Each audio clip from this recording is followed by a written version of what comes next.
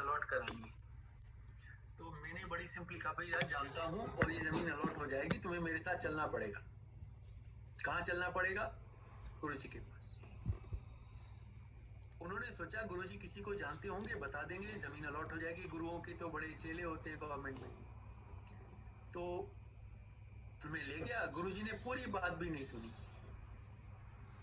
और बोला कल्याण कर दिया।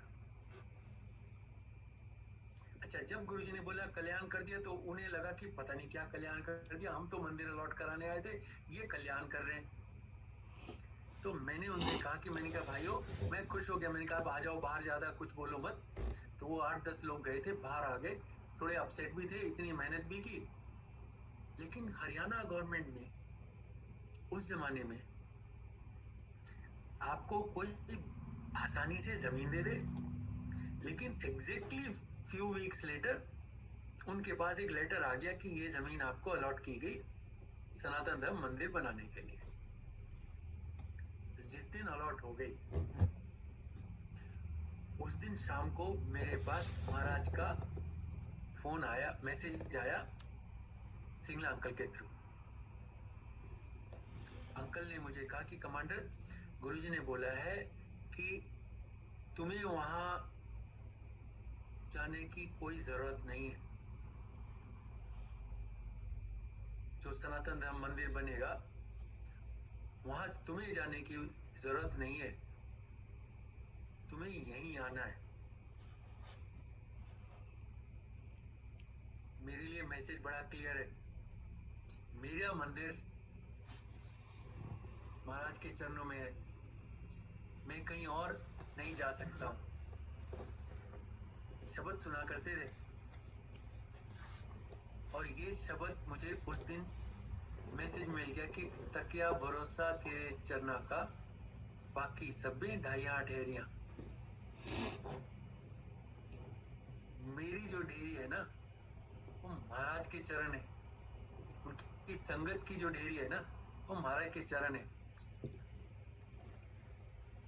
बाकी सब ढेरियां ढालने के बाद उनके पास आते हैं।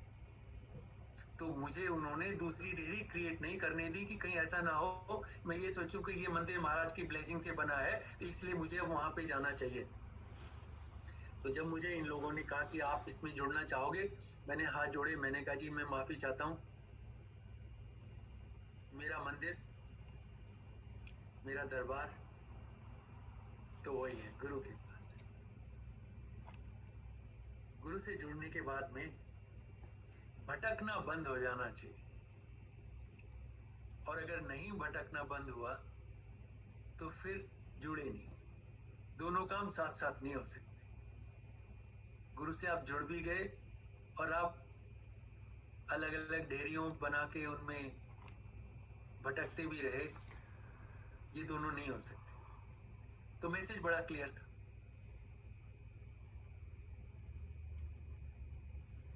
तो वापस आते हैं हम।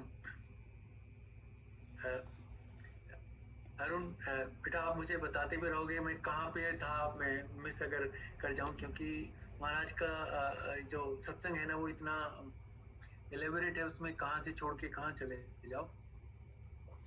तो मैं शायद जो हमने सेवा की थी बड़े मंदिर में, मंदिर में, तो महाराज आए और महाराज ने हमें, नहीं हम उसकी बात कर रहे थे, वो जॉब जो हमें मिल गया था और वो जॉब दोबारा मिल गया फिर। तो नॉर्थअप गवर्नमेंट का कंट्री हेड में बिना गुरुजी को ये सब किए हुए मिल गया। और उसमें भी महाराज ने एक बड़ा बढ़िया सा कमाल किया। उन्होंने, देखिए जब आप बिना मांगे लेते हैं तो कैसे मिलता है, गुरुजी को पता है मुझे कितनी की सैलरी मिली थी। अभी उन्होंने मुझे पहले एक यूके की कंपनी का कंट्री हेड बनवाया 1 हफ्ते के अंदर, और उनका अपॉइंटमेंट लेटर दिला दिया। ये भाई साहब नॉर्थअप गवर्नमेंट वाले मुझे आके तब बोले जब मेरे पास उसका अपॉइंटमेंट लेटर ऑलरेडी था, which already had a 50% markup। अब मैंने उन्हें कहा कि भाई साहब मेरे पास तो ये अपॉइंटमेंट आ चुका है। तो उन्होंने बोला कौन सा, हमने बता दिया। तो बोला अरे इसे मुझे दिखाओ, ये कितना है, इतना है। तो बोले हम आपको इससे बढ़ा देते हैं, and will give you irrefutable offer, और ये सब एक हफ्ते के अंदर हम, और ये लो, और बल्कि वो आपको कार दे रहे हैं कि नहीं। मैंने कहा नहीं। तो बोले हम ऐसा करेंगे, हमारी जो चीफ एग्जीक्यूटिव की जो मर्सिडीज है वो आप रख सकते हैं। तो मर्सिडीज का तो हमें एम नहीं समझ में आता था, स्पेलिंग ठीक से नहीं आती थी। आप मर्सिडीज कार की खुद की बात कर रहे हैं, तो ये थोड़ा ज्यादा हो गया। एंड लेकिन it took Maharaj just that much time for it to be organized in his own way, in his own sweet will and blessing. मांगने की जरूरत नहीं पड़ी, बोलने की जरूरत नहीं पड़ी, क्योंकि मैं लेसन मिल चुका था कि गुरु से कुछ बोलने की जरूरत। नॉर्थ ऑफ गवर्नमेंट का जॉब मिल गया, और महाराज को आपका जो कैरियर है, आपकी जो लाइफ है, आपको लगता है पता नहीं क्या हो रहा है, कौन क्या कर रहा है, अब हमारा क्या होगा, समथिंग ये हमारे दिमाग में हमेशा आता रहता है। लेकिन महाराज को ज्यादा चिंता है कि हमारा क्या होगा। और नॉर्थ ऑफ वुमन का जॉब 2 साल किया, और उसके बाद में गुड़गांव की एक कंपनी है पुंज लॉयड, उसके एमडी ने एक दिन ऐसे over a glass of drink बुला के पूछा, और बोले भाई हम अपने डिफेंस वर्टिकल के लिए एक प्रेसिडेंट ढूंढ रहे हैं, आप हमें ज्वाइन करना पसंद करोगे? जी जरूर।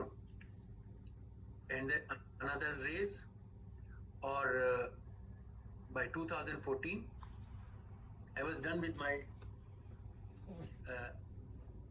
career as an employee.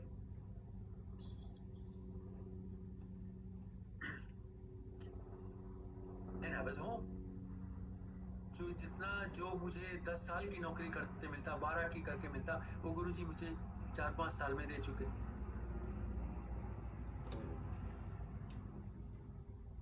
अब मैं घर पे आ गया, हमारे पास कुछ सेविंग हो गई, which gave us a reassurance कि we have some money, and now आपको लगता है गुरुजी ने अपना काम जो करना था कर दिया, अभी वो आपके बारे में नहीं सोच रहे। अभी शुभा को यहाँ पे अटलांटा आना था, इसने यूनिवर्सिटी में एडमिशन लेना था, इसको यहाँ सेटल होना था। तो हम लोगों ने डिस्कस किया कि इसमें हमें कितने पैसे लग जाएंगे, तो इतने पैसे हम अपनी सेविंग में से निकाल लेंगे। जिस दिन ये मैंने डिस्कशन किया घर में आंटी के साथ कि we need to do this and this much money we have which will pull out of our saving, next day I get a call from a friend of mine whom I had known for a long time but never discussed business, and he tells me कि commander Sharma हम लोग defence में कुछ करना चाहते हैं and we are looking for an adviser, तो आप हमें एडवाइस कर दो। कर देंगे। And promptly I said yes, and next day onwards I was working there. और जब हमने उनसे कहा कि भाई अच्छा actually I was ready to work for free, तो मुझे अंदाजा नहीं था तो क्या मांगू। उन्होंने बोला कि आप क्या लेना पसंद करेंगे, कितना। तो मैंने कहा भाई आपको जो अच्छा लगे उतना दे देना। So I'm discussing numbers just to, not for any other reason, but just to give you an idea of how Maharaj gets things done. तो I said 1-2 लाख रुपए दे देगा, काम चल जाएगा। I wasn't even aware कि महाराज क्या कर रहे हैं। तो he looks at me and says, Sharma ji हम ऐसा करेंगे कि अभी ना हम 10 लाख रुपए महीना ठीक है आपके लिए।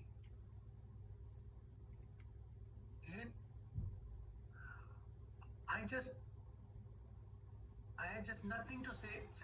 I wanted to actually say कि भाई क्या बात कर रहे हो यार, रहने दो, वही तो मतलब I'm happy to work for 3 lakhs also. And then he looked at me and then he felt कि I'm not happy with this amount.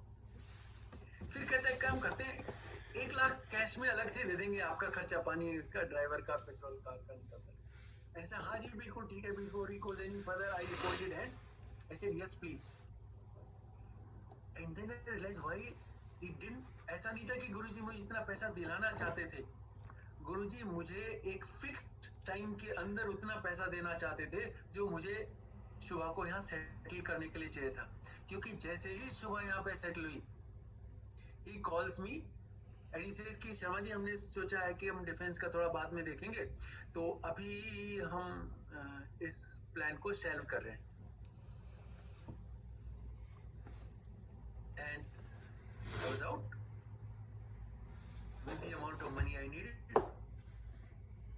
बात खत्म हो गई। And all I said was, Jai Guruji, thank you. It wasn't about 10 lakh rupees a month. It was so much money within 4 months that I needed. So ये बात हो गई। A year ago हमने सोचा कि यार अभी सेविंग का करेंगे क्या, let us look at some revenue और मे बी हमने कुछ जो इन्वेस्ट किया उसमें से कुछ हम महीने में लेते रहे। तो मैंने अपने इन्वेस्टमेंट कंसल्टेंट को बुलाया, मैंने कहा भाई कुछ ऐसा कर दो कि हमें महीने में पेंशन के अलावा 2 लाख रुपए तो मिले। सो ये बात हम कह के उसने कहा जी ठीक है, कल को आपको मैसेज दे दूंगा। Next day again I get A call from my brother with whom I don't discuss this thing। उसने मुझे कहा भाई साहब मैं चाहता हूँ कि आप मेरे साथ थोड़ा सा काम कर लो और मैं आपको 2 लाख रुपए महीना दे दूंगा। ठीक है, then again I called up the investment consultant, भैया रहने दे, कोई जरूरत नहीं है, हो गया।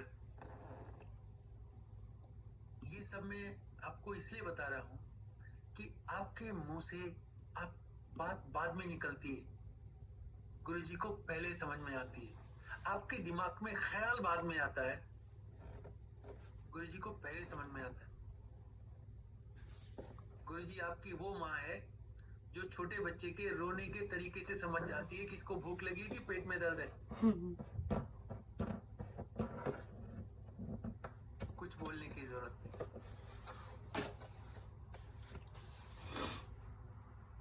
तो 3 चीज जो शब्द चलते थे, जैसे गुरुजी कहते ना कि ये शब्द हैं, इनमें तुम्हारे लिए मैसेज है, इसमें तुम्हारे सवालों के जवाब हैं। एक ये था, जो मांगे ठाकुर अपने से सोई सोई देवे, नानक दास मुख से जो बोले यहाँ वहां सच होए।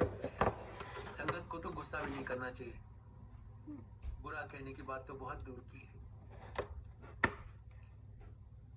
सतगुरु प्यारा मेरे नाल है, नाल है मतलब he is sitting right next. You don't have to actually look around.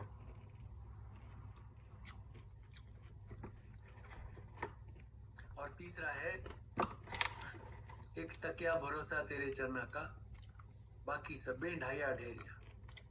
इसका मतलब ये है कि आपके पास गुरु is not an option, it's not 1 2 3 4 5 and Guru is eight serial 1 और 2 और 3 कि पहले ये फिर ये फिर ये फिर ये फिर ये, ऐसे नहीं।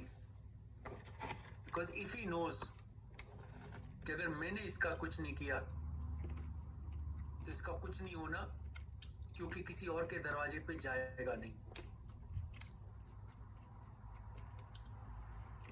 Then he knows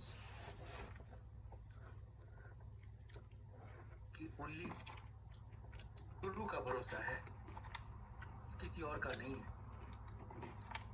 I have known संगत जो गुरु के पास आए और गुरु जी ने उन्हें भगा दिया। नाम नहीं लूंगा, थोड़ा सेंसिटिव इशू है। एंड गुरुजी का बाहर निकल, मैं तेरा कुछ नहीं। लेकिन संगत गई नहीं, केप्ट कमिंग। अंदर नहीं आने दे तो बाहर बैठे, लेकिन है वहीं। And many months later Guruji said अंदर बुला। ऐसे मैं खुश हो गया।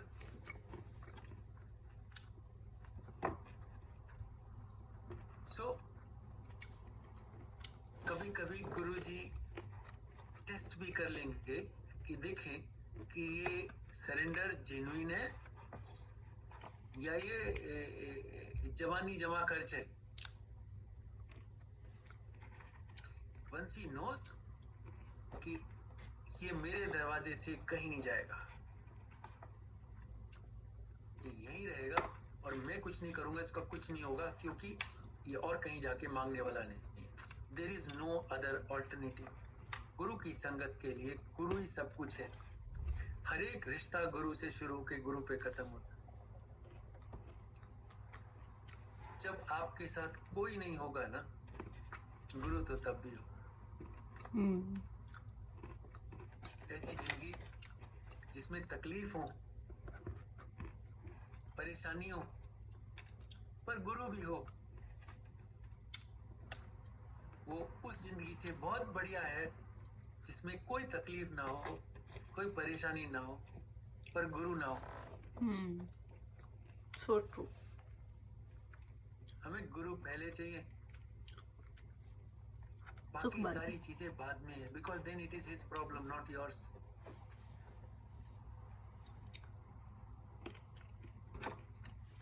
गुरुजी के पास में तरह तरह की चीजें लोग मांगने आ जाते थे। चलो मैं एक छोटी सी एनेक्डोट सुनाता हूँ। एक आंटी को लेके गए, हमने मत्था टेका, आंटी ने मत्था टेका, गुरुजी ने उनसे अच्छे से बात कर ली, तो सबसे पहले मिलते ही क्या कहते, गुरुजी मेरे घुटने में बहुत दर्द होता है, इसका कुछ इलाज बता दो।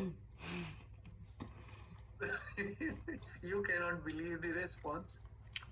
गुरुजी ने कहा भाग यहाँ से, मैं डॉक्टर हूँ, मैं तेरे गुड्डे ठीक करूँ। So be in a lighter way, I am sure उसमें भी उसका कल्याण हो गया। But guru is not something to be taken lightly. महाराज से जुड़ना जरूरी है, पर ये अलग बात है कि जुड़ेगा वही जिसे महाराज अपने से जोड़ना चाहेंगे। आपके बस का तो जोड़ना नहीं। दिमाग से ये भी फतूर निकल जाना चाहिए कि हम में महाराज ने कुछ क्वालिटी होंगी।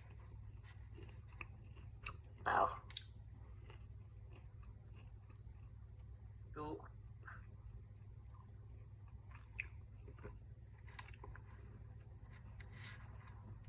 ये चीज मैं पहले भी शायद नहीं अगर जिक्र किया तो मैं बता देता हूँ कि महाराज को बिचौलिया पसंद नहीं। आप किसी के माध्यम से गुरु से नहीं जुड़ सकते, और माध्यम तो ऐसे है जैसे डाकिया आपके लिए चिट्ठी लेके आया हो, मैसेंजर है वो। हम सारे जब सत्संग भी करते हैं तो आपको मैसेंजर की तरह से गुरु का मैसेज डिलीवर कर सकते हैं, लेकिन वो मैसेज क्या होगा, क्या हम डिलीवर करेंगे, ये डाकिये के हाथ में नहीं है। इसलिए आप मैसेंजर को उतनी इंपॉर्टेंस दीजिए जितने संगत में, जितने परिवार में रहते हैं। एक दूसरे को प्यार कीजिए, इज्जत कीजिए, लेकिन जुड़िए केवल गुरु से। डायरेक्ट कनेक्शन गुरु से जरूरी है, जरूरी नहीं, वही एक तरीका है। मैं दरअसल मैं ये बात इसलिए कह रहा हूँ कि मैं आजकल जब यहाँ थोड़ा समय है तो मैं शिव पुराण पढ़ रहा हूँ। तो सरप्राइजिंगली उसमें एक छोटा सा एक एक कॉन्टेक्स्ट आया इसमें पार्वती माँ महाराज तप कर रही है शिव जी महाराज के लिए, और शिव जी उनके तप की परीक्षा लेने के लिए वहां आते हैं, और जब पूछते हैं कि तुम क्यों क्या कर रहे हो, तो पार्वती जी के बजाय उनके जो साथ उनकी जो सखी है वो शिव जी को पार्वती जी के तप के बारे में बताती है। तो सुनने के बाद में शिव जी कहते हैं नहीं, मैं खुद इनके मुंह से सुनना चाहता हूं।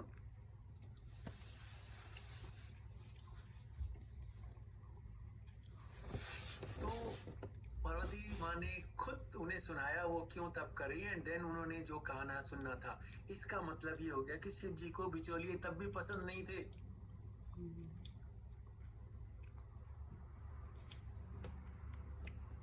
यानी और आज भी पसंद नहीं है। हम सबको एक दूसरे को उतनी ही इम्पोर्टेंस दी देनी चाहिए जितनी हम प्यार से अपने परिवार के सदस्यों को देते हैं।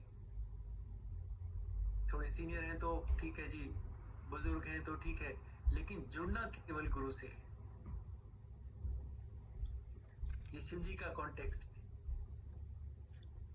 तो महाराज से जुड़े रहिए। मेरे ख्याल से